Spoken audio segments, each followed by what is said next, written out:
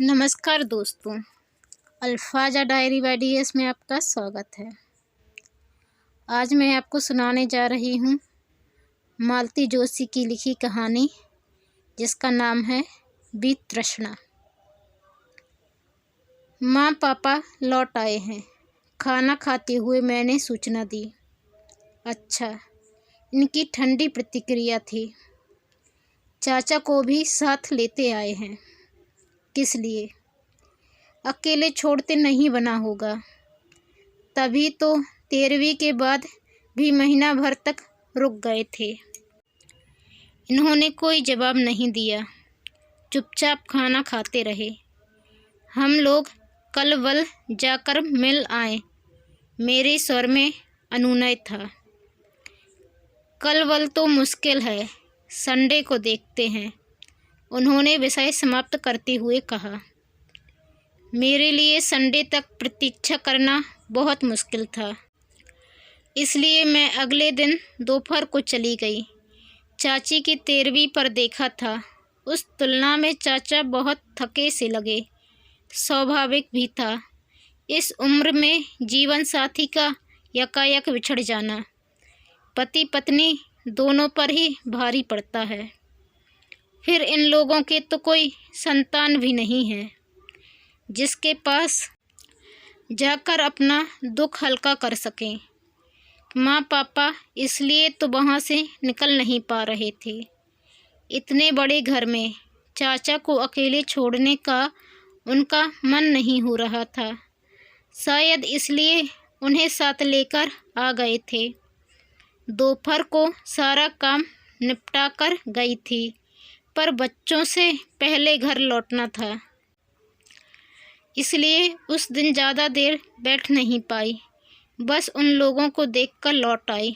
सोचा रविवार को इनके साथ जाऊंगी, तब आराम से बातें होंगी। रविवार की दोपहर संजू सीमा ही अचानक आ गए। मुझे थोड़ा आश्चर्य हुआ।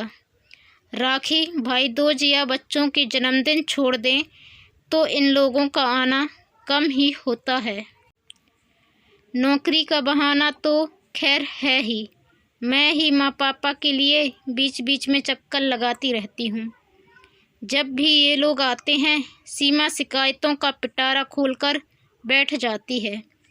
सास ससुर की सेवा करते करते वह कितना पस्त हो चुकी है, यह जताना वह कभी नहीं भूलती।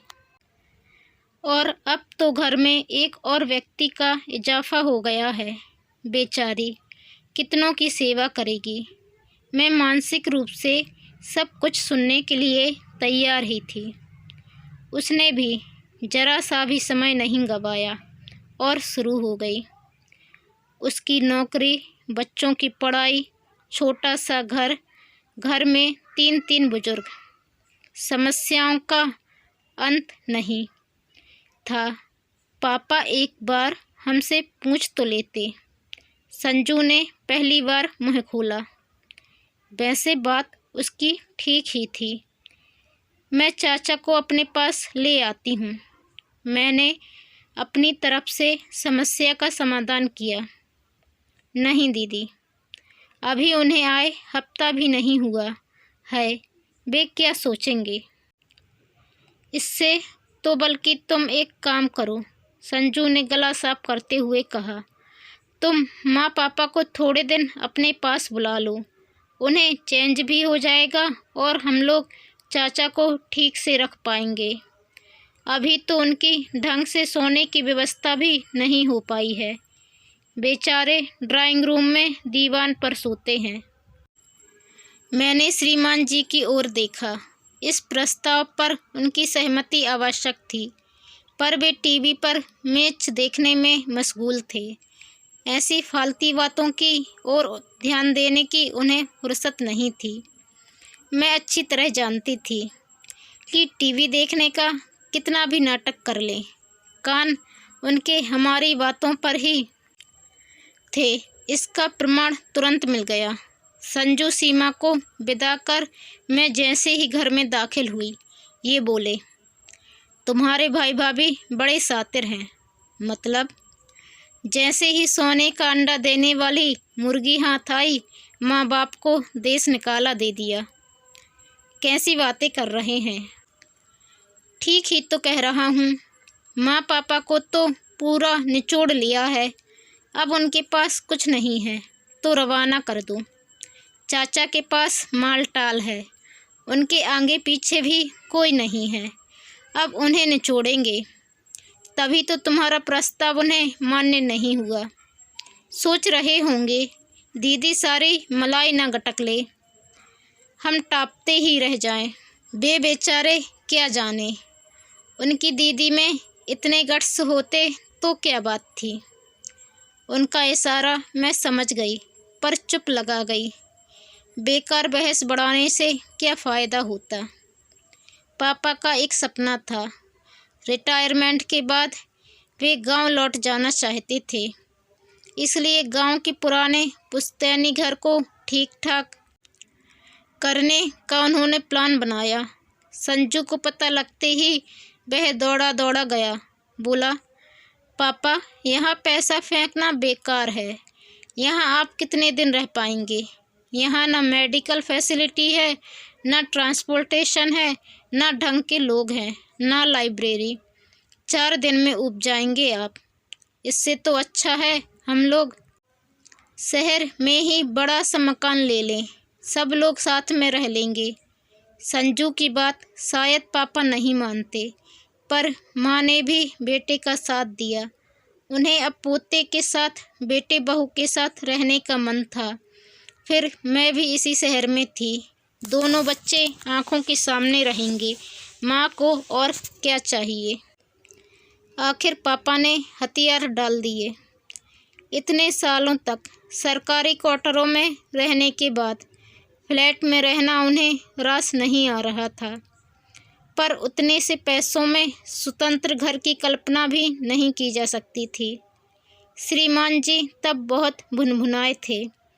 पुश्तैनी जायदाद में बेटी का भी बराबर हिस्सा होता है, यह बात मैं भी जानती थी, पर गांव के उस पुराने मकान के कितने मिलेंगे मुझे पता था। उस छोटी सी रकम में हिस्सा बटाने का मन नहीं हुआ। आखिर संजू मेरे माता पिता के लिए ही तो बड़ा घर ले रहा था। घर मेरे इस अपराध को ये कभी क्षमा नहीं कर पाए हैं। पापा को अपने घर आने के लिए राजी करना एक टेढ़ी खीर थी। वे तो प्रस्ताव सुनते ही भड़क गए थे। ये मेरा घर है, इसमें मेरा पैसा लगा है, मुझे यहाँ से कोई नहीं निकाल सकता। और मोनू को यहाँ मैं अपनी जिम्मेदारी पर लाया हूँ, तो उनकी सुख सुविधा का ख्याल रखना भी तो आपकी जिम्मेदारी है। उनके पास ढंग से सोने की जगह नहीं है, दीवान पर पड़े रहते हैं। अच्छा लगता है। और आपको घर से कोई नहीं निकाल रहा। मैंने तो एक सजेशन दिया था, ज़रा सीमा का ख्याल कीजिए। बच्चों को देखना, 3 बुजुर्गों की सेवा करना, और ऊपर से नौकरी। तो नौकरी ही तो करती है, और क्या करती है। माँ बोली, दोनों वक्त की रसोई मैं देखती हूँ। सुबह नौकरी का बहाना है, शाम को बच्चों का होमवर्क है। बच्चों की टिफ़िन भरने से लेकर धोने तक का काम मैं करती हूँ, समझी। तो चलो ना, इसी बहाने तुम भी थोड़े दिन आराम कर लेना। यह प्रस्ताव लेकर मैं जानबूझकर दोपहर में गई थी। चाचा बाहर दीवान पर सो रहे थे, हम लोग कमरे में थे। लाख धीरे बात कर रहे थे, पर शायद उन्होंने सुन ही लिया। भीतर आकर बोले, मेरे यहाँ आने से इतनी प्रॉब्लम, इतनी असुविधा होगी, यह पता होता तो। प्रॉब्लम कोई नहीं है चाचा, ना कोई असुविधा है, बल्कि आपको ठीक से सुविधा ना देने के कारण संजू शर्मिंदा हो रहा है। मैं तो आपको अपने घर भी ले जा सकती हूँ। दोनों घर एक ही समझिए, जैसे यहाँ वैसे वहाँ। पर फिर संजू बहुत दुखी हो जाएगा कि घर छोटा होने के कारण आपको नहीं रख सका। इसलिए माँ पापा से कह रही थी, कुछ दिनों के लिए मेरे पास आकर रहिए। मुझे भी सेवा का अवसर दीजिए, मेरा भी मन करता है। आपको भी थोड़ा चैन हो जाएगा। और एक ही शहर में तो हैं, मिलना जुलना होता ही रहेगा। पता नहीं कैसे क्या हुआ, पर एक दिन माँ पापा मेरे पास रहने आ गए। शायद बहू ने तेवर दिखाए होंगे या चाचा के सामने कलह क्लेश नहीं चाहते होंगे। वे लोग मेरे घर आ गए। मैंने गेस्ट रूम उनके लिए सुसज्जित कर दिया। अपने बेडरूम वाला टीवी लाकर वहाँ लगा दिया। पापा की पसंद का अखबार चालू कर दिया। कुछ पत्रिकाएं कमरे में रखवा दी। अपनी शक्ति भर मैंने सब किया, पर देखा कि दोनों एकदम बुझ से गए हैं। माँ तो फिर भी थोड़ा हंस बोल लेती थीं, पर पापा एकदम चुप हो गए थे। कमरे से बाहर ही नहीं निकलते थे। संजू के यहाँ थे तो सुबह शाम घूमने जाते थे। हम उम्र लोगों का वहाँ अच्छा ग्रुप बन गया था। हम उम्र तो आस पड़ोस में यहाँ भी थे, पर इस उम्र में परिचय के सूत्र बड़ी मुश्किल से जुड़ते हैं। किसी वृक्ष को उखाड़कर दूसरी जगह लगाया जाए तो वह मुरझा जाता है। दिन का खाना मैं, पापा और माँ साथ खाते थे, पर रात में ये भी टेबल पर होते थे। इनकी उपस्थिति में पापा बहुत असहज महसूस करते थे। उन्हें कंफर्टेबल करने का उनके दामाद ने कभी प्रयास भी नहीं किया। फिर मैंने इसका तोड़ निकाला। मैंने उन दोनों को बच्चों के साथ खिलाना शुरू किया। कहा कि रात में जल्दी खा लेना ठीक होता है। खाने और सोने में कम से कम 2 घंटे का गैप होना चाहिए।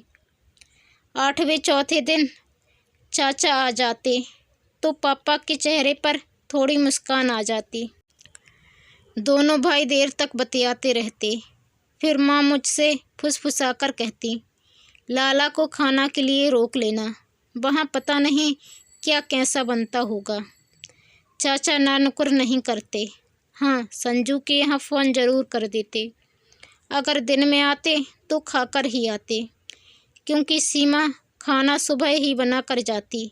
फिर भी मेरे आग्रह पर एक आध रोटी खा लेते थे। खाना खाते हुए उनका शिकायतों का पिटारा भी खुल जाता। भाभी, बहू तो तुम्हारी गजब है। कल बड़े को मेरे बिस्तर में ही घुसा दिया। मैं फिर सीधा जाकर दीवान पर सो गया। सनी हम दोनों के पास ही सोता था ना, माँ बताती। दरअसल संजू के पास 2 ही बेडरूम है, इसलिए एक बच्चा माँ पापा के पास सोता था, पर चाचा को इसकी आदत थोड़े ही है। कभी कहते, तुम्हारी बहू ने मुझे क्या मास्टर समझ लिया है, ऐसे रात को बच्चों को कॉपी किताब देकर भेज देती है। पहले होमवर्क वही करवाती थी ना, अब रसोई में लगना पड़ता होगा तो समय नहीं मिलता होगा। रसोई तो वो जैसे बनाती है ठीक ही है। मैं तो हैरान हूँ, भाई साहब कैसे खा लेते थे। ये तो इतने मीन मेख वाले हैं। अंजलि तो घबराती थी। मेरे रहते तुम्हारे भाई साहब को किसी और के हाथ का खाने की ज़रूरत ही नहीं पड़ती ना। शिकायतें दूसरे पक्ष से भी थीं।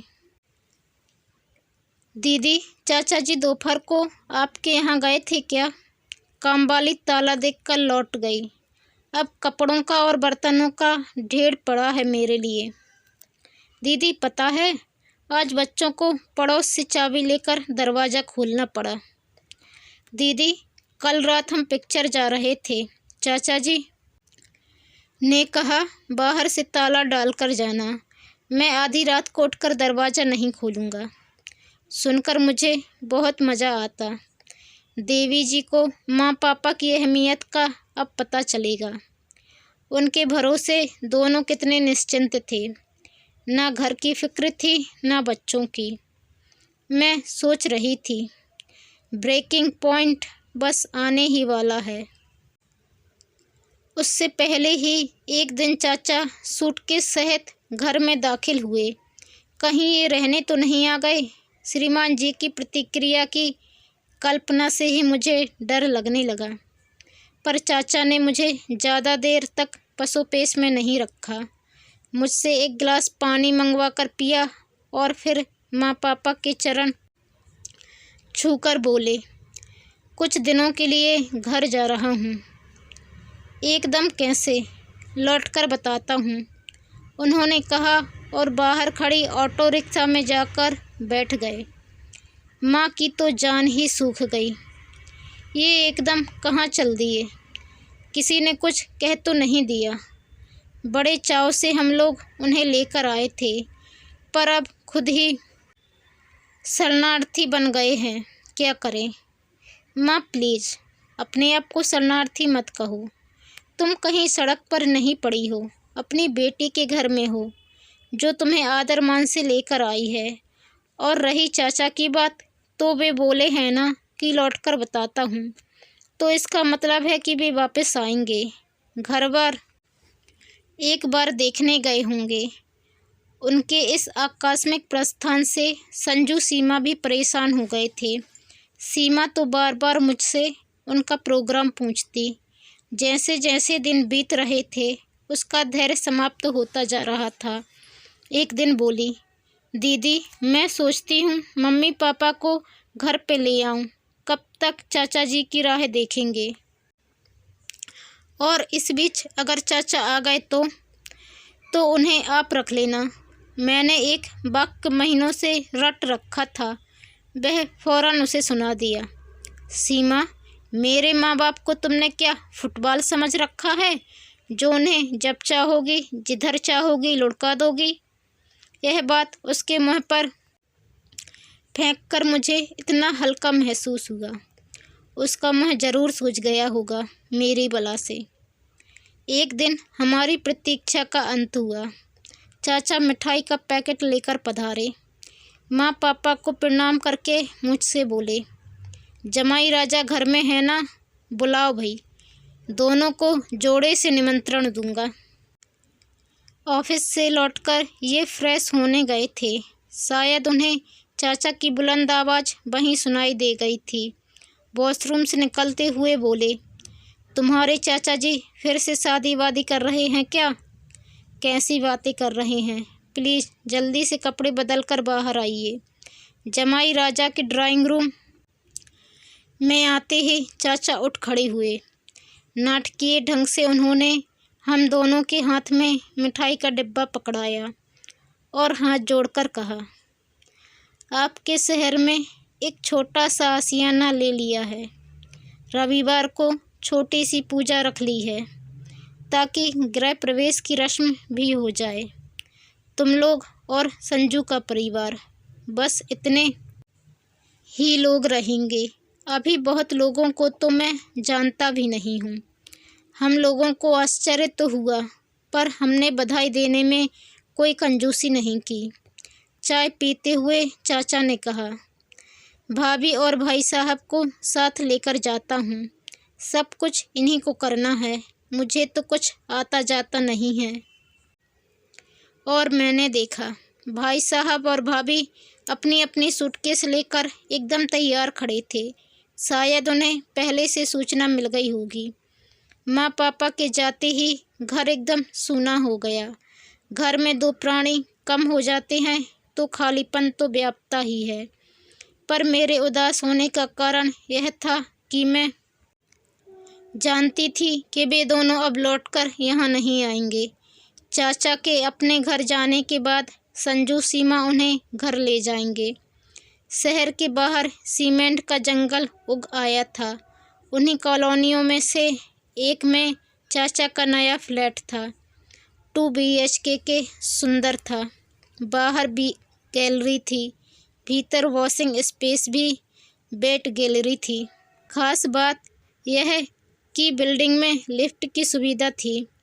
चाचा अपने साथ पुराने सेवक को ले आए थे और गृहस्थी का सामान भी। माँ ने लखन के साथ मिलकर 2 दिन में घर ठीक से जमा लिया था। 2-3 बक्से अब भी खुलने को बाकी थे, पर ज़रूरत का सामान सब निकल आया था। माइक्रो से लेकर फ्रिज तक, रसोई में हर चीज़ मौजूद थी। चाचा शायद जाने से पहले सारा इंतजाम कर गए थे, क्योंकि हर कमरे में एसी लग गया था, हर बाथरूम में गीजर फिट था, पलंग भी नए लग गए थे। माँ ने अपना वाला कमरा तो ऐसे जमा लिया था जैसे हमेशा यहीं रहना है। चाची बहुत शौकीन थी, उनकी पसंद भी बहुत ऊंची थी। उनकी क्रॉकरी, बर्तन, पर्दे, चादरें सब आला दर्ज के होते थे। सीमा हर चीज़ को छूकर उलट पलट कर देख रही थी, मन ही मन कीमत का अंदाज़ा लगा रही थी। पूजा अच्छे से संपन्न हो गई, खाना भी बहुत अच्छा था। बहुत दिनों बाद माँ को रसोई का एकदम राज मिला था, किसी का अंकुश नहीं था, इसलिए उन्होंने बहुत मन लगाकर खाना बनाया था। खाने के बाद हम सब हॉल में बैठकर गपशप कर रहे थे कि यकायक सीमा ने पूछा, मम्मी जी, ये सब समेटने में आपको एक आध दिन तो लग ही जाएगा ना? मैं आप लोगों को लेने परसों आ जाऊं या चाचा जी छोड़ देंगे? ये लोग अब कहीं नहीं जाएंगे, चाचा ने निर्णायक स्वर में कहा। हम तीनों बूढ़े प्राणी यहीं रहेंगे और ये चौथा बूढ़ा लखनलाल हमारी सेवा करेगा। क्षण भर को हॉल में चुप्पी छा गई। यह प्रस्ताव हम सबके लिए एकदम अप्रत्याशित था। बड़ी देर बाद संजू की आवाज़ निकली, चाचा, ये अचानक नहीं बेटे, बहुत दिनों से प्लानिंग कर रहा था। भाई साहब की इच्छा थी कि मैं अब उन लोगों के साथ रहूं। मुझे भी यह प्रस्ताव अच्छा लगा था, इसलिए मैं उनके साथ चला आया। पर यहाँ आकर देखा कि किसी भी घर में हम तीनों एक साथ नहीं रह सकते, इसलिए ये अलग आशियाना बना लिया। सीमा एकदम बोल उठी, इससे तो अच्छा था चाचा जी, आप हमें एक बड़ा सा घर दिलवा देते, फिर सब लोग आराम से साथ रह लेते। नहीं बेटा, इतने दिनों में मैं एक बात अच्छी तरह जान गया हूँ कि मैं हर कहीं एडजस्ट नहीं हो सकता। मेरी आदतें बिगड़ चुकी हैं। घर में सबसे छोटा था, इसलिए पहले तो माँ ने खूब लाड़ किए, फिर भाभी आई तो उन्होंने भी मेरे नखरे उठाए।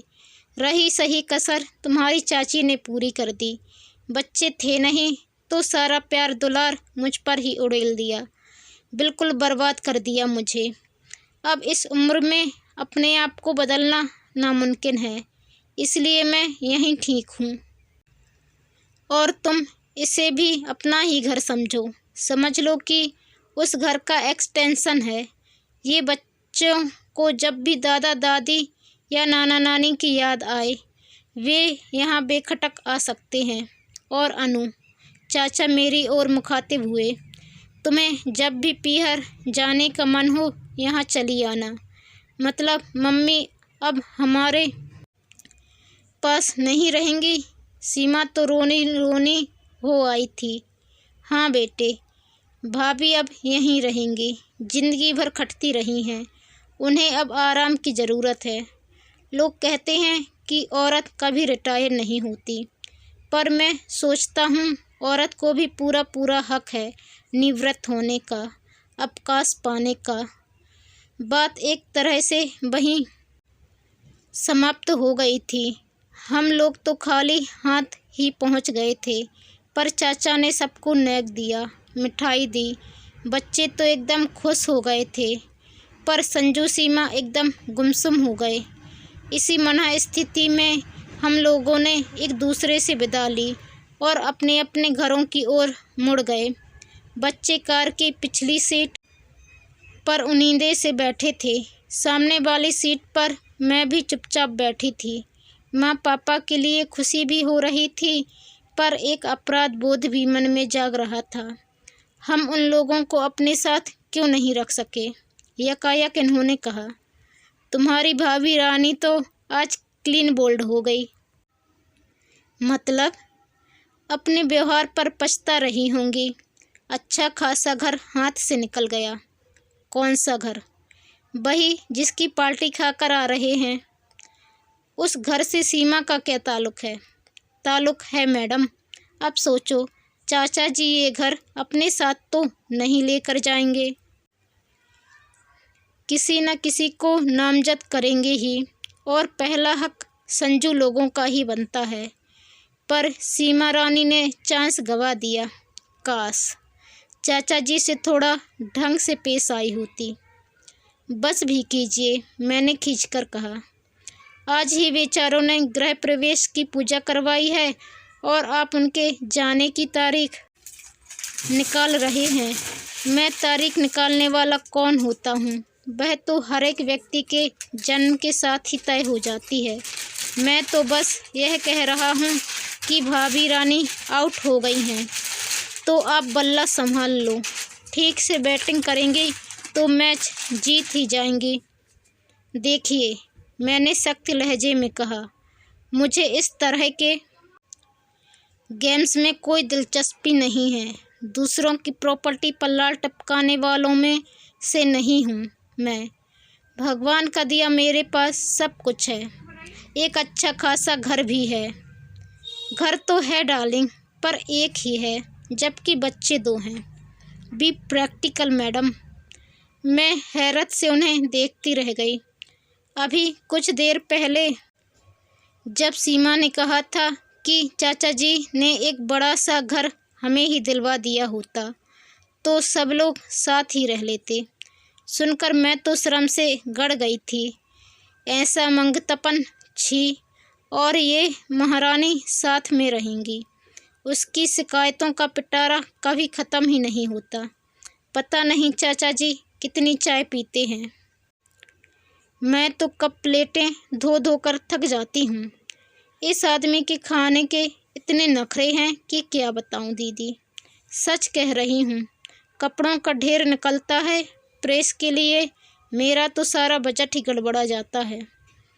इस आदमी का इतना भी आसरा नहीं है कि बच्चों को सौंपकर सेकंड के लिए भी जा सके।